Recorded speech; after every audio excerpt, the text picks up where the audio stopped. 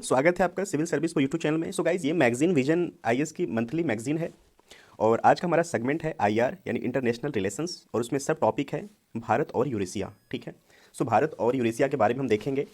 सो यहाँ पर एक मैप है, इसको हम देख लेते हैं कि मैप में देखिए नॉर्थ अमेरिका है, ये ऑस्ट्रेलिया साउथ अमेरिका, अफ्रीका, ये है यूरेशिया। ठीक है।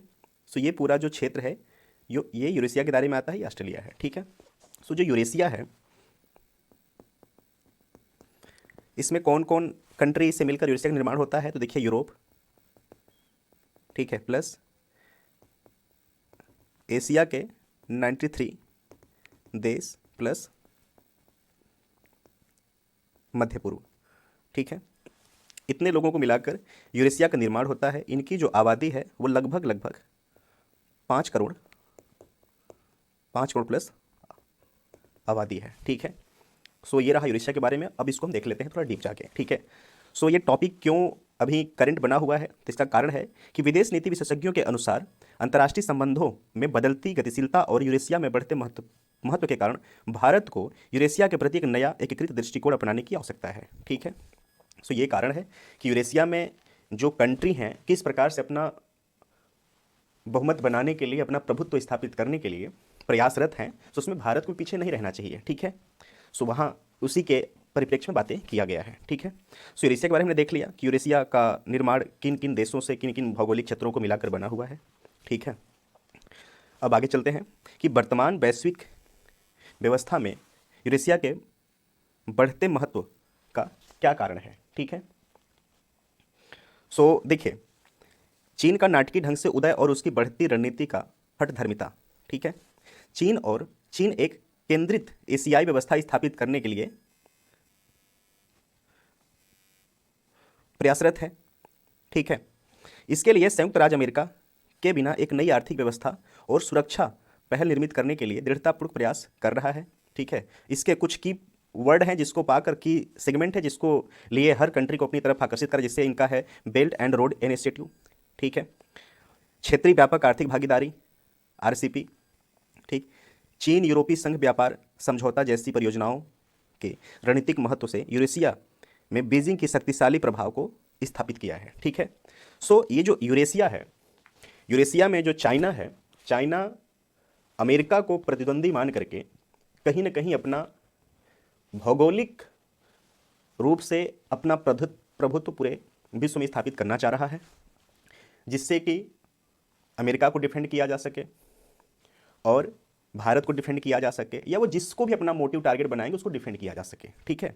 देखिए, इस पूरे लेखांश में हम देखेंगे कि जो रूस है, अगर दूरस्थ बातें करें, दूर की बातें करें ना, तो रूस और चाइना का भी आपस में बहुत गहन मित्रता नहीं है। ठीक है। चाइना भी रूस को अपना प्रतिद्वंदी ही समझता है दूर के लिए, लेकिन अभी के समय में ऐसी बहुत सारी भौगोलिक कारण हैं जिसको पा करके रूस और अमेरिका के बीच में भी प्रतिद्वंदता का कारण बना हुआ है। ठीक है।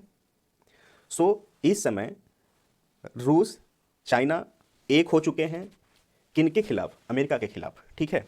सो ये सेगमेंट है कि ये लोग अपना प्रभुत्व स्थापित करने के लिए कहीं ना कहीं भारत को डिफेंड कर रहे हैं, डिफेंड करने के लिए अपना टारगेट बनाए हैं, और कहीं ना कहीं अमेरिका को जो महाशक्ति के रूप में उसको डिफेंड करने के लिए इन्होंने अपना टारगेट बनाया हुआ है। ठीक है। क्लियर। देखिए, बदलते भू रणनीतिक संबंध क्या है?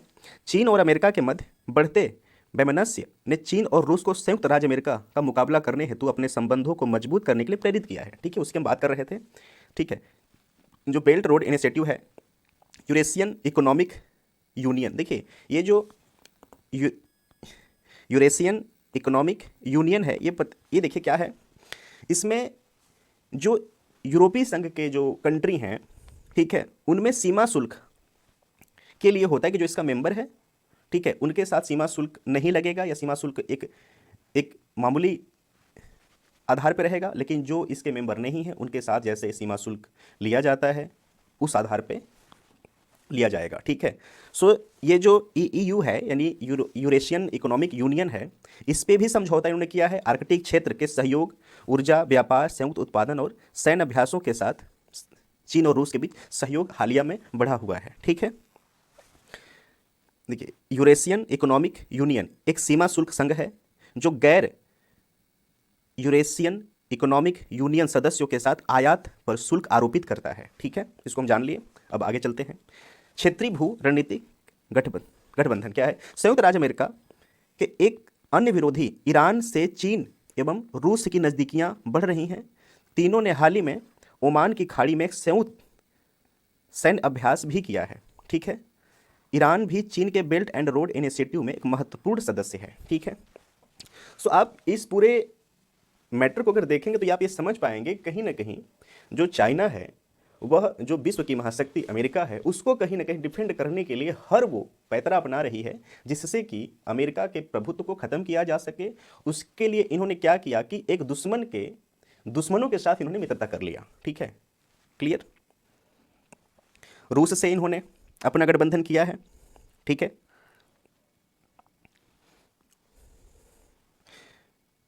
क्लियर। ईरान के साथ इन्होंने अपना गठबंधन कर लिया। ठीक, सो ये सारी की सारी क्रियाकलाप है। तो आप एक व्यू समझ चुके होंगे कि ये जो यूरेशिया है, यूरेशिया में चाइना क्या करना चाह रहा है और इनका क्या क्रियाकलाप चल रहा है। ठीक है, नेक्स्ट देखते हैं।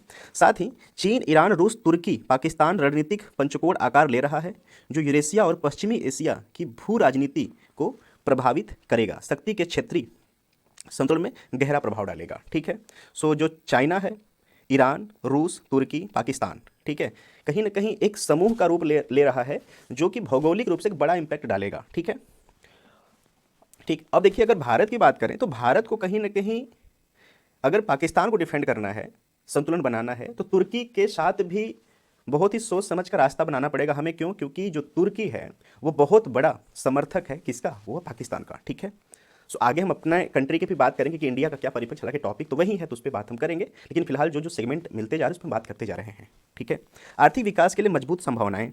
पिछले कुछ वर्षों में यूरेशिया के प्रति व्यक्ति लगभग 4 से 5% औसत वार्षिक आय वृद्धि दर के साथ आर्थिक विकास के मामले में विश्व के सर्वाधिक प्रगतिशील क्षेत्रों में से एक रहा है। ठीक है, सो हमारे लिए काफ़ी इंपॉर्टेंट ये सेगमेंट हो गया, एक अवेयरनेस के लिए भी। ठीक है, कि क्या इंपॉर्टेंस है यूरेशिया का। ठीक है, हिंद प्रशांत क्षेत्र में प्रत्युपात के रूप में विकसित किया जा रहा है। संयुक्त राज्य अमेरिका के साथ जापान, ऑस्ट्रेलिया जैसी मध्यस्थ शक्तियां को स्वयं हिंद प्रशांत क्षेत्र में केंद्रित कर रही हैं। इसके प्रत्युत्तर में चीन, रूस यूरेशिया को शक्ति के केंद्र के रूप में विकसित कर रहा है। ठीक है, सो देखिए यहाँ से आपको काफ़ी मामला समझ में आ गया होगा कि जो यूएसए है, ठीक है, जापान और ऑस्ट्रेलिया, ठीक है, कि इनके साथ कहीं ना कहीं हिंद प्रशांत क्षेत्र को केंद्रित टारगेट बना करके अपना एक संयुक्त गठबंधन बना रहा है। ठीक है, आकस आपने देखा होगा, पिछले टॉपिक हम डिस्कस कर चुके हैं कि आकस के रूप में इन्होंने एक नया प्लेटफॉर्म बनाया है क्वाड के फॉर्म में। ठीक है, जिसका नाम आकस था। ठीक, इसको डिफेंड करने के लिए चाइना ने रूस के साथ यूरेशिया को शक्ति के केंद्र के रूप में विकसित कर रहे हैं। ठीक है, देखिए अब जैसे यूएसए है, क्वाड बनाया, उसमें हम भारत को मेंबर बनाया, आकस बनाया उसमें कि हालांकि भारत मेंबर नहीं है। अब देखिए, अगर दूर की बातें करें तो हम अमेरिका पे भी बहुत ज़्यादा विश्वास बना के नहीं चल सकते। क्यों? क्योंकि भौगोलिक रूप से आकस में भारत भी बन सकता था मेंबर, लेकिन अमेरिका ने नहीं बनाया। आकस में ऑस्ट्रेलिया को लिया है अमेरिका ने। ठीक है, उसका कारण क्या है? क्योंकि आपको ये बात पता होगा कि जो ऑस्ट्रेलिया है वो आर्थिक रूप से किस पे डिपेंड है? चाइना पे डिपेंड है। तो कहीं ना कहीं चाइना को डिफेंड करने के लिए आकस में ऑस्ट्रेलिया को लिया गया। ठीक, और भविष्य में भारत को भी डिफेंड किया जा सके हिंद प्रशांत क्षेत्र में, जिसको पाकर हमें वहाँ पे मेंबरशिप नहीं दी गई है। हालांकि पुष्टि ये किया गया है कि उससे हमारे लिए कोई वैसी परेशानी भविष्य में नहीं होने वाला है, लेकिन आकस में ये भी बात कही गई है कि ऑस्ट्रेलिया को कहीं ना कहीं एटॉमिक पावर भी बनाया जा सकता है अमेरिका के द्वारा। और हम अगर देखें तो साउथ एशिया में भारत अपने आप को हिंद क्षेत्र में एटॉमिक पावर में अपने आप को अव्वल पाता है, लेकिन अगर ऑस्ट्रेलिया भी हो जाता है, और अमेरिका की जो सोच है वो तो ठीक है, लेकिन चाइना पे डिपेंडेंट है आर्थिक रूप से, तो कहीं ना कहीं हमारे लिए एक सेफ जोन नहीं क्रिएट हो रहा है, इसलिए वो अलग की बात हो गई। सो यहाँ की जो बातें हैं, ठीक है, कि अमेरिका, जापान, ऑस्ट्रेलिया हिंद प्रशांत क्षेत्र में अगर केंद्र बिंदु अपना टारगेट पॉइंट अपना जोन क्रिएट करना चाह रहे हैं, तो चाइना ने यूरेशिया को टारगेट बना के यूरेशिया को डेवलप करना चाहिए, वहाँ पे अपनी कनेक्टिविटी को बना रहा है ताकि डिफेंड कर सके अपने डिफेंडर कंट्री को। ठीक है, भारत के लिए यूरेशिया के प्रति एकीकृत दृष्टिकोण की आवश्यकता। ठीक है, तो ये इंपॉर्टेंट है, इसको हम देखते हैं। ऊर्जा सुरक्षा के क्षेत्र में यूरेशिया देश ऊर्जा, तेल, प्राकृतिक गैस उत्पादक कंट्री है। ठीक है, प्राकृतिक संसाधनों, यूरेनियम, लौह अयस्क में भारत के संभावित दीर्घकालिक भागीदार हैं। भारतीय हितों की रक्षा हेतु इन देशों के साथ आर्थिक सहयोग आवश्यक है। हमारा मस्ट इंपॉर्टेंट है कि इनके साथ हम अपनी युक्ति बनाकर चलें, क्योंकि हमारी आवश्यकता भी इनके साथ है। ठीक है, तेल के फॉर्म में, प्राकृतिक गैस के फॉर्म में, लौह अयस्क के फॉर्म में, यूरेनियम के फॉर्म में। ठीक है, आर्थिक उद्देश्य, यूरेशिया की रणनीति प्रायद्वीपीय स्थिति को, जो एशिया और पश्चिमी एशिया के विभिन्न उप क्षेत्रों को जोड़ती है, भारत की आर्थिक केंद्र बनने के उद्देश्य को पूरा करने के लिए अत्यंत महत्वपूर्ण है। अगर इंडिया चाहता है कि हम एक आर्थिक केंद्र बन के, आर्थिक जोन बन के रहें, तो उसके लिए हमारी यूरेशिया से कनेक्टिविटी मस्ट इंपॉर्टेंट होनी चाहिए। ठीक है, जैसे मेक इन इंडिया है, स्किल इंडिया है, डिजिटल इंडिया जैसी हालिया पहलों के माध्यम से इसे बेहतर तरीके से क्रियान्वित किया जा सकता है। पर्यटन के क्षेत्र में भारत एक उभरता हुआ पर्यटन देश है। पर्यटकों को आकर्षित करने के लिए यूरेशिया का महत्वपूर्ण क्षेत्र है। ठीक है, चिकित्सा एवं फार्मास्यूटिकल, देखिए यहाँ से प्रीलिम्स का क्वेश्चंस बन सकता है। ठीक है, क्योंकि जो इंडिया है, ठीक है, वह मध्य एशिया, ठीक है, मध्य एशिया की अगर बात करें तो मध्य एशिया में टोटल 5 कंट्री हैं। ठीक है, 5 देश हैं। वो कौन कौन से हैं? कजाकिस्तान, ठीक, किर्गिस्तान, तजाकिस्तान, ठीक, तुर्कमेनिस्तान,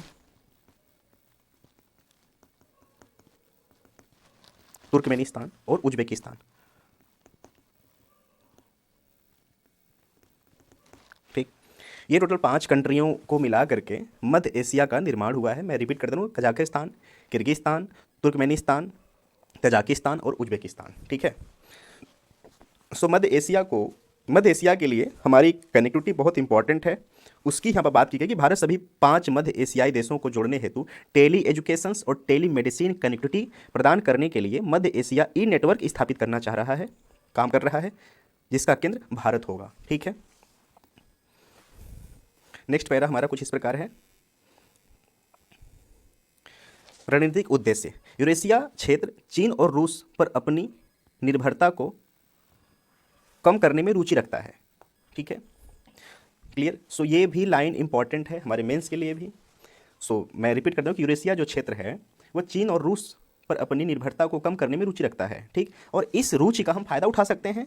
सो इस क्षेत्र में अपनी स्थिति को सशक्त करने के लिए भारतीय प्रयासों का समर्थन करने के लिए तैयार है। मध्य एशिया में स्थिरता, मध्य एशिया जो नए यूरेशिया का केंद्र बिंदु है, भारत के विस्तारित पड़ोस का एक भाग है और भारत के लिए अत्यधिक भू रणनीतिक महत्व भी रखता है। ठीक है, जैसे यहाँ पे कुछ आतंकवादी समूह हैं, जैसे आईएसआईएस की बात की, उभरते खतरों के साथ क्षेत्र की कमजोर सीमाओं और ड्रग हथियारों की समस्या को देखते हुए इस क्षेत्र में स्थिरता प्राप्त करना भारत के हित में है। ठीक है, सो अगर हमें भी अगर शांति बना कर रखनी है, सीमा शांति को बना कर रखनी है, घुसपैठियों से हमें बच के रहना है, स्मगलिंग को, ठीक है, इन सब चीज़ों से बच के रहना है, तो हमें कहीं ना कहीं मध्य एशिया के साथ एक अच्छी दोस्ती बनाकर रखनी पड़ेगी, आवश्यकता है आज का। ठीक है, हिंद प्रशांत रणनीति का पूरक, यदि हिंद प्रशांत का संबंध दिल्ली की नई समुद्र भू रणनीति से है तो यूरेशिया का संबंध भारत की महाद्वीपीय रणनीति के पुनर्विन्यास से है। गाइस ये प्लीज़ आप लाइन नोट कर लेना, मस्ट इंपॉर्टेंट लाइन है।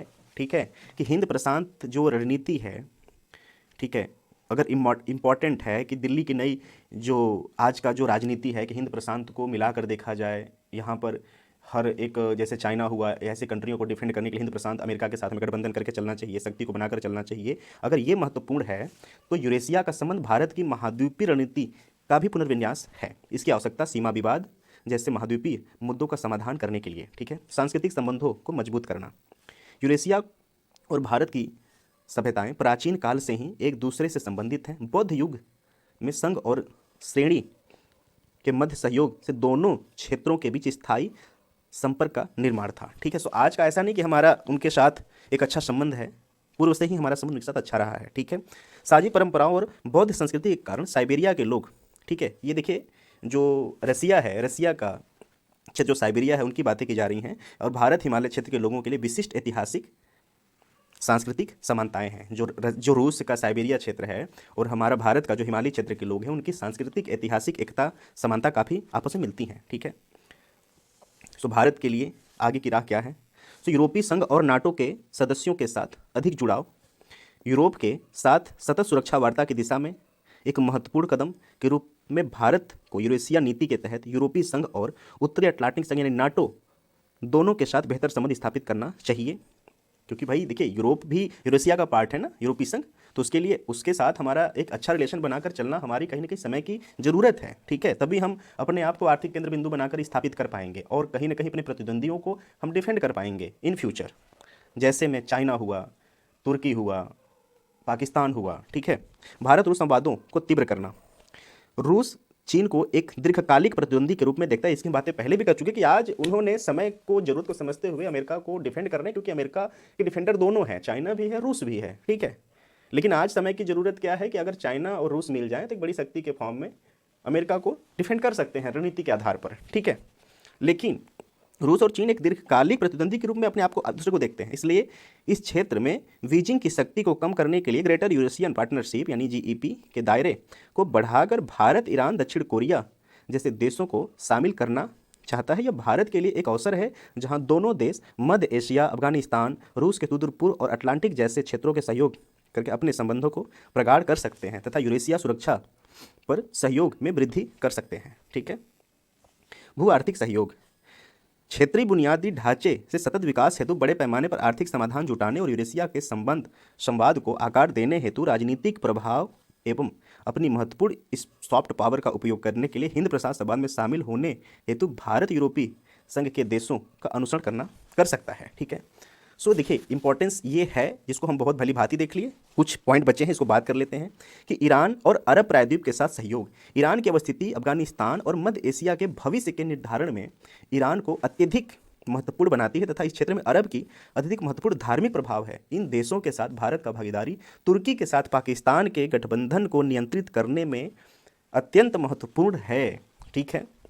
प्राथमिकताओं को संतुलित करना, भारत को अपनी कनेक्ट यूरेशिया नीति को अपनी ईस्ट एक्ट पॉलिसी, ईस्ट नीति और हिंद प्रशांत रणनीति के साथ संतुलित करने की आवश्यकता है।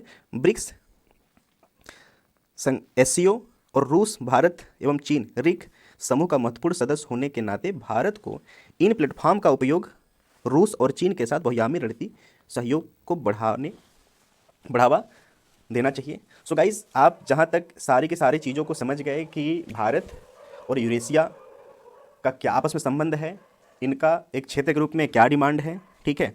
सो आई होप कि आपको ये सेगमेंट बेहतर लगा होगा, एग्जाम के रिलेवेंट लगा होगा। Thank you so much for watching.